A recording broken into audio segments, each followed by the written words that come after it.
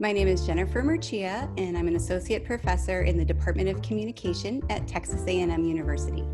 I have written a book that is about how Trump has taken advantage of pre-existing distrust, polarization, and frustration. He uses 6 rhetorical strategies repeatedly. So, ad populum is appealing to the wisdom of the crowd. Trump in particular appeals to the wisdom of his own crowd. And what he does is he wields his crowd like a cudgel.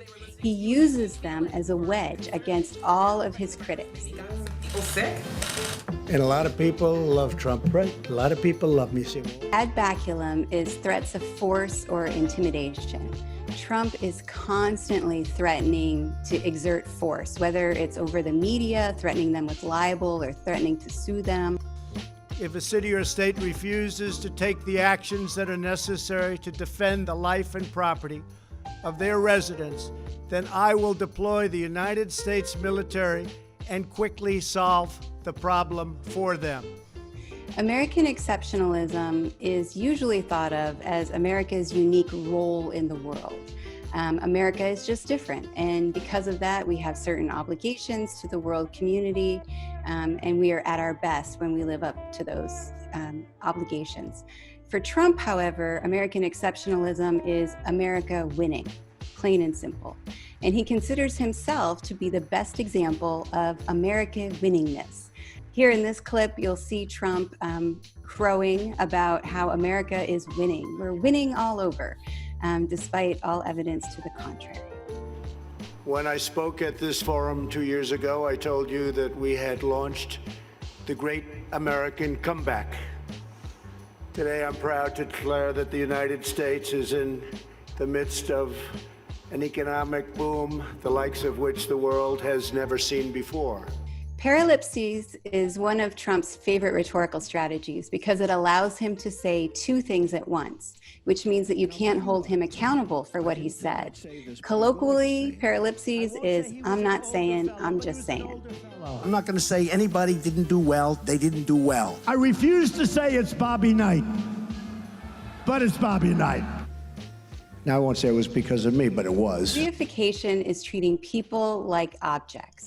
Typically, it's a part of war rhetoric. So presidents and leaders throughout the world and throughout history treat people as less than human, and that prepares a nation to go to war with them. It allows us to deny them rights and to murder them. Thanks to Democrat policies, MS-13 gang members, they're the worst. We're allowed to infiltrate the country. You know, I called them animals, and Nancy Pelosi said they're not animals, they're human beings. Ad hominem is attacking the person rather than their argument. It's a distraction technique, as all ad fallacies are. It seeks to reroute our attention away from the central concern of the argument and towards the person of the interlocutor. In this case, Trump routinely attacks his reporters, and he attacks them personally.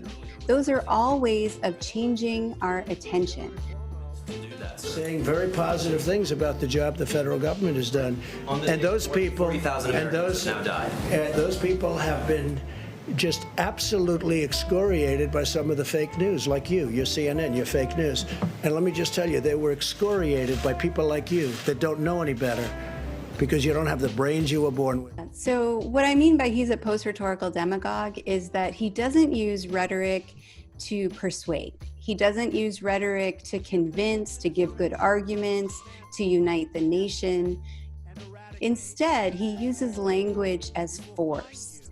He's more interested in compliance gaining than he is in persuading.